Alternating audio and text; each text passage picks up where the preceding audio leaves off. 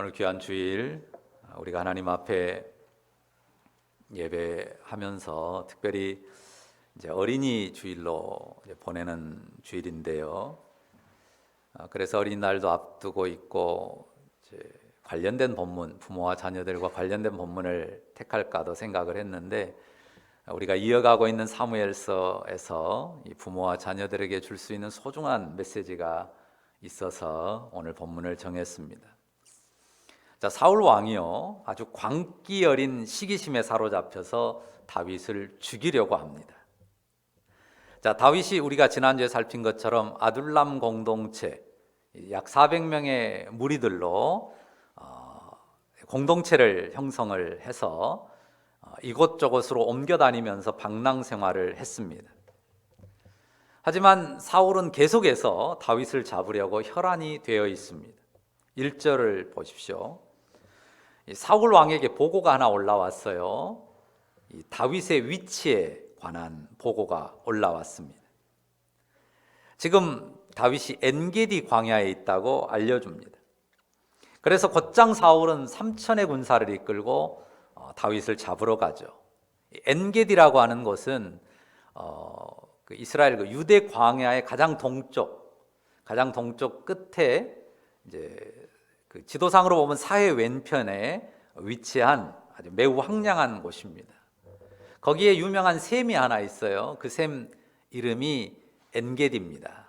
그 히브리어 말대로 하면 염소샘이라는 뜻이에요. 그러니까 엔 붙으면 뭐 엔학골에 엔 붙으면 되게 샘을 뜻하는 말이거든요. 그래 우물이 하나 있는데 그 광야 끝에 우물이 하나 있고 거기에 들염소들이 와서 목을 축이고 가고 했기 때문에 그곳 지명이 엔게디라고 붙게 된 것이죠. 그 주변에 이 석회동굴, 자연 석회동굴이 많았습니다. 3절에도 사울이 길가 양의 우리에 이른 즉 굴이 있었다라고 하는데요. 농사가 어려운 광야지만 이 양들을 먹일 수 있는 목초는 있고 그리고 가까이에 샘도 있고 하니까 그 석회동굴을 양의 우리로 꾸려놓고 양들을 거기에 머물게 하는 경우들이 많았습니다. 그리고 목자들이 거기에 머물기도 했었고요. 사울 왕이 그런 곳, 지금은 양의 우리로 쓰고 있지 않은 그 양의 우리인 그곳에 들어가게 되죠. 뭐 하러 갔습니까? 뒤를 보러 들어갔다 그랬는데요. 이제 이 원래 성경의 기록은 발을 가리러 들어갔다 이렇게 돼 있어요. 그래서 두 가지 해석이 있는데 용변을 보러 갔다라는 것하고 또 한편 한숨 낮잠을 자러 갔다 이런 해석이 둘 다 가능합니다. 근데 지금 본문은 어떻든 뒤를 보러 들어갔다 이렇게 번역을 해놨어요. 그런데 공교롭게도 그 굴 가장 안쪽에 누가 숨어 있었습니까? 다윗의 일행들이 있었습니다. 자, 볼일을 보러 갔던 낮잠을 자러 들어갔던 거기까지 뭐 호위무사를 또 아무도 없을 거라고 생각하는 동굴 안에 뭐 호위무사를 데리고 들어가진 않았겠잖아요. 자, 이때 다윗의 사람들이 속삭이는 말이 4절에 나옵니다. 뭐라고 합니까? 여호와께서 당신에게 이르시기를 내가 원수를 네 손에 넘기리니 네 생각에 좋은 대로 그에게 행하라 하시더니 이것이 그날이니이다. 언제 하나님께서 다윗에게 이런 말씀을 주셨는지 기록은 없습니다. 어떻든 지금 펼쳐진 상황이 하나님께서 다윗의 손에 사울을 붙이셨다, 넘겨주셨다라고 여길 수 있는 상황 아닙니까? 어떻게 그 많은 동굴들 가운데 하필 다윗의 무리가 머물고 있는 그 동굴로 사울이 발을 가리러 들어오냐고요. 사울의 철권 통치를 끝낼 수 있는 절호의 기회라고 생각할 수 있습니다. 그런데 다윗은 어떻게 행합니까?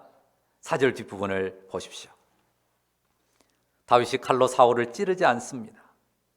칼로 사울의 겉옷자락을 가만히 뵙니다. 아주 조금 소리 없이 뱉습니다. 캄캄한 동굴 속에서 우리가 어둡고 밝은데 어두운 데 있는 사람은 잘 보이잖아요. 근데 밝은 데 있다가 어두운 데 들어온 사람은 잘 안 보이죠. 그러니까 다윗은 어쩌면 사울을 정확히 봤고 그 옷자락이나 베는 것도 쉬웠지만 사울은 아직 그 눈이 어둠에 적응되기 전이었을 것 같아요. 어떻든 그렇게 해서 겉옷자락을 살짝 베고 이제 사울은 다시 되돌아 나갔습니다. 자, 그리고 사울의 일행이 한참 멀어졌어요. 그때 다윗이 나가서 사울 뒤에서 외쳐 말하죠. 9절 이하에 나오는 내용입니다. 잘라낸 겉옷자락을 보였어요. 보니까 사울의 자기 겉옷이 베어져 있죠. 그러면서 다윗이 자신의 순전함을, 자기는 사울을 해할 생각이 전혀 없음을, 그를 악으로 대할 마음이 없음을 말하고 또 자신의 진실함을 호소합니다. 만약 그 악한 마음이 있었다면, 사울에 대해서 해하려는 마음이 있었다면 절호의 기회였지 않습니까? 그런데 그냥 옷자락만 벤 것으로 자신의 순전함의 증거를 내보인 거죠. 정말 감동적인 이야기가 아닐 수 없습니다. 자기를 잡아 죽이려고 군대를 이끌고 온 대적이란 말이에요. 그런데 그를 찔러 쓰러뜨리지 않았어요. 그를 찔러 죽인다 해도 정당방위라고 주장할 수 있는 상황 아닙니까? 다윗은 사울을 선대했습니다. 그리고 그를 향한 결백과 사랑을 호소했어요. 어떻게 이럴 수 있는지 참으로 놀랍습니다. 이런 모습은 우리가 읽어도 감동이지만 누구보다도 사울 본인에게 감동이었습니다. 16절에 보면요, 사울이 목소리를 높여 울어요. 그냥 눈물 흘리는 정도가 아닙니다. 통곡하고 웁니다. 다윗의 의로움을 인정하죠. 내가 너를 죽이려 했는데 너는 나를 살렸냐? 내가 의롭다. 네가 왕이 될 것이다. 다윗이 왕이 될 것까지도 인정합니다. 어떤지 가운에 그런 게 있어요. 은혜는 못 갚아도 원수는 반드시 갚는다. 이런 가운을 자기 집 가운이라고 주장하는 사람이 있더라고요. 물론 농담처럼 하는 말일 수도 있겠지만요. 그런데 지금 다윗을 죽이려고 하는 사울, 단순히 시기심 때문이거든요. 다윗이 무슨 큰 죄를 범한 것도 아닌데요. 시기심 한 가지 때문에 자기를 해하려고 이렇게 혈안이 돼 있는 원수 사울을, 그런 사울을 선으로 대한다고 하는 것은 결코 쉬운 일이 아닙니다. 일어나는 미운 마음을 사랑으로 덮으려는 다윗의 내면은 참으로 귀하죠. 우리는 이 다윗을 통해서 우리 주님 예수 그리스도의 심장을 떠올리게 됩니다. 사실 본문에서 할 이야기가 굉장히 많지만 오늘 저는 용서라는 단어를 떠올리려고 합니다. 여러 설명이 가능하지만 어떻든 지금 다윗이 사울을 용서하고 축복하는 것 아닙니까? 이런 용서와 축복이 우리의 삶에 있는지 돌아봤습니다. 여러분은 어떻습니까? 내게는 이런 용서와 축복이 가득하다, 손들 수 있는 분 계십니까? 용서로 살았습니까? 라고 묻는다면 여러분 어떻게 답하시겠습니까? 여러분 스스로는 어떻다고 생각하십니까? 목소리에 힘을 넣어가지고 그래, 나는 용서하며 살았다 라고 주장하기가 쉽지 않습니다. 오늘 설교 제목 뭡니까? 용서로 살았습니다 라고 붙였습니다. 사실 우리가 용서로 살았다고 주장하기 쉽지 않지만 저는 먼저 오늘 여러분에게 여러분들이 용서의 사람으로 살아왔다고 인정해드리고 싶습니다. 용서의 사람으로 살아 들어오셨어요. 특히 부모의 자리에 계신 분들, 부모의 자리에서 여러분은 큰 용서를 베풀고 행하며 살아왔습니다. 물론 여기 어린이도 청소년도 아직 결혼 안 한 청년들도 있지만요, 대부분 엄마 아빠들이 많습니다. 자녀를 기르는 동안 아빠로서, 엄마로서 자녀에게 베푼 용서를 기록한다면 그 분량이 어느 정도 될까요? 내가 내 자녀를 용서한 것들을 하나하나 기억해서 다 쓴다면 몇 줄 정도 쓰겠습니까? 한 10줄 쓰면 끝날까요? 물론 쓸 게 얼마 없다고 생각될 수도 있지만 너무 많아서 다 잊어버리신 거예요. 예를 들어서 우리 지금 정익이가 여기 앉아 있고요. 또 저 뒤에 우리 유치원생 예준이도 있는데요. 우리 정익이 엄마는 정익이를 몇 번쯤 용서했을까요? 한 10번 했을까요? 한 20번, 100번 했을까요? 예준이는 더 어리니까, 훨씬 어리니까, 그러면 예준이는 잘못한 게 훨씬 적어서 엄마가 한 5번쯤, 지금까지 살아오는 동안 평생 5번쯤 용서받았을 것 같습니까? 그런가요? 우리 문미경 집사님이나 강희진 집사님이 우리 정익이나 예준이를 용서하고 용납한 내용들을 낱낱이 쓴다면 아마 그 내용을 책 한 권으로 좋게 쓰지 않을까 싶습니다. 더 큰 자녀들은 어떨까요? 말할 것도 없죠. 저는 먼저 우리 아버지 어머니들에게 스스로를 좀 위로하면 좋겠다고 말씀드리고 싶어요. 물론 누가 자랑스럽다라고 생각하는 분들이 있습니까? 부모로서 자기 자신에 대한 실망감이 다 많습니다. 나는 왜 아이를 이렇게밖에 못 키웠을까 하는 그런 아쉬움들이 있어요. 하지만 여러분이 용서와 용납으로 살아온 자녀들에 대해서만큼은 용서와 용납으로 살아온 세월이 적지 않습니다. 물론 부족했어요. 온전치 못했을 수 있습니다. 그렇지만 정말 많이 용서했습니다. 얼마나 많이 용서하고 용납하고 그러느라고 힘들고 괴롭고 얼마나 많이 견뎠는지 모릅니다. 무조건 울어제치면서 엄마 아빠 잠 못 자도록 괴롭힌 날이 하루 이틀이었습니까? 우리 예서도 지금 저 안에서 많이 울어제치잖아요. 얘들이 뭐 부모 형편 봐줍니까? 엄마 잠 온 것, 아빠 바쁜 것 따져줍니까? 무조건 지 하고 싶은 대로 안 되면 소리치고 울어버리고 난리를 치는 아이들 아닙니까? 그런 날이 하루 이틀이 아닙니다. 그런데 용서했어요. 용납했습니다. 어때요? 너무 힘들어서 그냥 확 갖다 내 던져버리고 싶은 그런 날도 있었잖아요. 이해하고 용서하니까 그렇지 진짜 어디 갖다가 내버리고 싶은 그런 마음 엄마라고 아빠라고 안 올라옵니까? 그런데 그 애가 좀 더 자라면, 좀 자라서 철이 들면 좋아지죠? 그런가요? 아이들이 철 들고 몸도 크고 마음도 크면 어때요? 이제 자기도 몸도 크고 마음도 컸다고 대놓고 부모를 무시하는 경우도 많습니다. 정말 힘들 때는 어때요? 저게 내 배에서 나온 내 자식 맞나? 그런 생각도 들어요. 꼴도 보기 싫은 마음이 부글부글 끌어올라 터질 것 같은 그런 마음을 가질 때도 많지 않습니까? 그런데 용서하죠. 용납합니다. 내내 참고 용서하며 키워오셨어요. 잊어버려서 그래요. 다 기록하면요, 책 한 권은 넉넉히 나옵니다. 그렇게 보면요, 다 기본적으로 다 훌륭하신 부모님들이에요. 용서로 살아오셨습니다.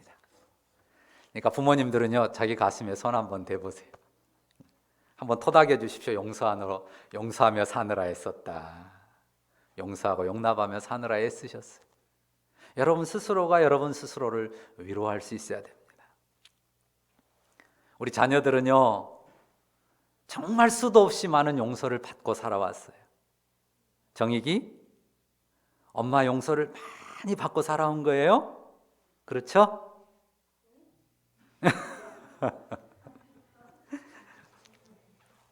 그걸 알고 기억해야 되는데요. 방금 정익이가 응? 하잖아요. 근데 사실은 아이들은 뭘 더 기억하냐면요, 엄마 아빠가 화냈던 기억이 더 많아요. 엄마 아빠에게 용서와 용납을 수도 없이 받았던 것에 대한 기억은 별로 없고, 그때 엄마가 세상에 그렇게 화내고 소리칠 수 있어서 이런 그 기억들이 사실 많습니다. 그것과 비교할 수 없는 양의 엄청난 용서와 용납을 받으면서 여기까지 자라왔는데 말입니다. 그러니까 우리 자녀들이요, 우리 정욱이, 라이, 혜린이, 우리 여기 앉아있는 우리 자녀들도 감사해야 돼요. 그걸 인정해야 되고, 이제까지 받은 그 부모로부터 받은 무수한 용서와 용납에 대해서 감사드려야 돼요. 옆에 계시면 감사합니다 고백하고요, 또 혹 옆에 없다면 만나서 말로 고백하고, 또 문자나 편지로라도 그동안 많이 용납하고 용서해 주셔서 감사합니다라고 그렇게 고백할 수 있어야 합니다. 근데 그래도 우리 엄마 아빠가 나한테 화난 게 더 많이 기억난다. 그러면 어떻게 생각해야 될까요? 내가 그렇게 못된 아이였었구나. 그렇게 생각이 가야 돼요. 용서와 용납을 받은 것이 엄청나게 많음에도 불구하고 여전히 부모님이 나한테 화낸 것, 나한테 잘못한 것에 대한 생각이 더 크다면 내가 그만큼 우리 부모 앞에 못된 아이였구나. 이렇게 생각해야 맞습니다.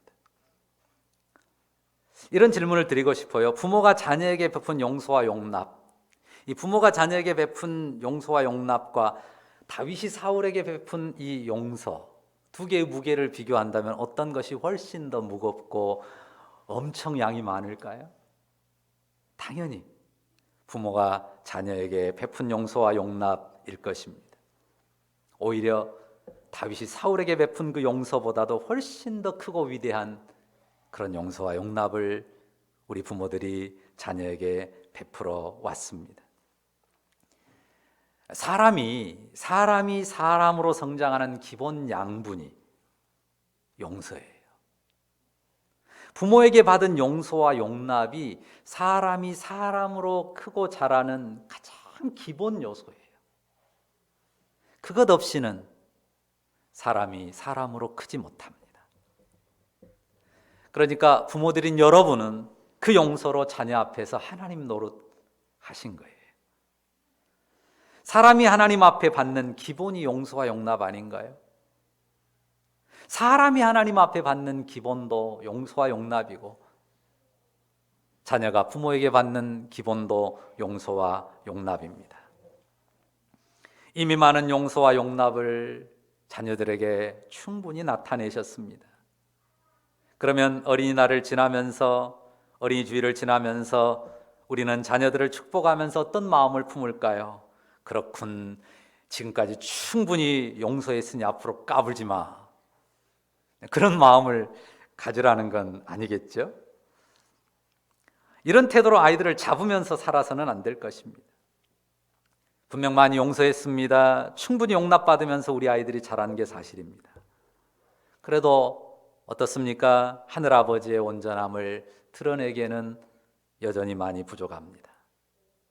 그러니 부모로서 나의 용서와 용납이 더 아름답고 온전하게 되기를, 하나님의 용서와 용납을 닮은 만큼 더 온전하고 아름답게 되기를 소망하면서 우리가 기도해야 되지 않겠습니까? 그런 점에서 오늘 우리는 우리의 용서의 기초에 대해서 오늘 말씀을 통해서 생각해 봐야 됩니다. 다윗이 사울을 용서한 근거가 뭡니까? 다윗이 사울을 용서하고 용납했는데 그 근거가 뭐예요? 10절에 나오는 말씀을 보십시오. 무엇을 그가 중요하게 떠올립니까? 사울이 악하다, 못됐다, 이 생각보다도 무엇을 더 많이 떠올려요? 하나님이 그에게 왕의 기름 부음을 주셨다는 사실입니다. 그러니까 사울에게 있는 기름 부음, 하나님께서 그에게 어떻게 하셨는가, 그를 어떻게 세우셨는가를 존중하는 마음입니다. 그러니까 너와 나만 생각하는 게 아니에요. 너는 나를 죽이려 한다라고 너와 나 사이의 일만 생각하면 불가능합니다. 너와 나 사이에 계신 하나님을 생각하고 그 하나님을 경외하는 거죠. 하나님의 주권에 굴복하려는 진실함입니다. 다윗이 사울을 용서하고 축복한 가장 중요한 이유는 하나님을 경외하는 마음입니다. 하나님 경외함이 아니면, 그가 나에게 행한 것만 따지면 그도 저주하고 칼을 들 수 있었을 것입니다.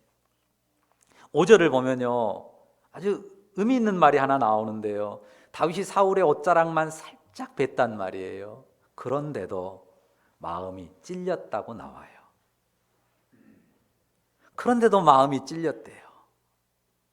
그리고 먼 발치에서 사울을 불러놓고도 먼저 어떻게 합니까? 엎드려서 절을 합니다. 왕으로서의 왕인 그에게 존경을 표현하죠. 그리고 정말 겸손한 말로, 독을 쏟아내는 말이 아니라 겸손한 말로 자신의 억울함을 토로합니다. 왜 그렇습니까? 사람 두려워서가 아니죠. 하나님 경외하는 믿음 때문입니다. 보이지 않지만 사울과 자기 사이에 계신 하나님, 그 하나님의 손길과 주권 앞에 자기를 굴복시키는 믿음 때문입니다. 우리가 자녀들 이야기했으니까요. 내가 낳고 내 힘과 정성으로 기른 자녀입니다. 하지만 우리가 분명하게 아는 것 있죠. 하나님이 맡긴 자녀요, 하나님의 자녀입니다. 그 하나님의 주권 앞에 나를 세우는 거예요. 나와 내 자녀 사이에 일만 생각하는 게 아니라 늘 그 사이에 계신 하나님, 그 가운데 주권자로 역사하시는 하나님 앞에 나를 세우는 거예요. 그렇지 않으면 어떻게 됩니까? 자기 기분대로 아이들 잡죠. 잘 해주다가도요, 그냥 올라오는 감정과 혈기로 아이를 아주 쥐잡듯이 잡게 됩니다.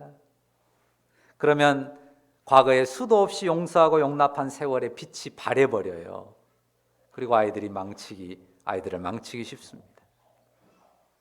내가 주권자가 아닙니다.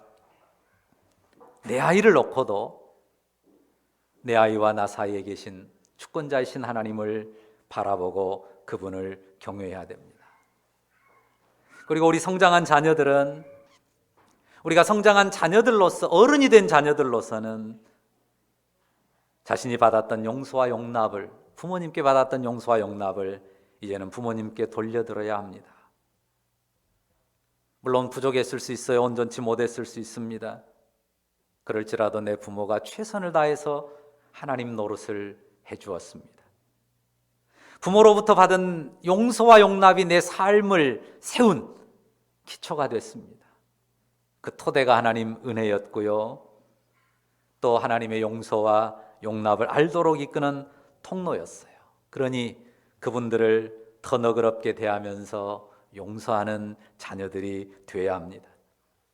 하나님 경외함과 그 주권에 감사하면서 부모를 용납하는 그런 자녀들이 되어야 합니다.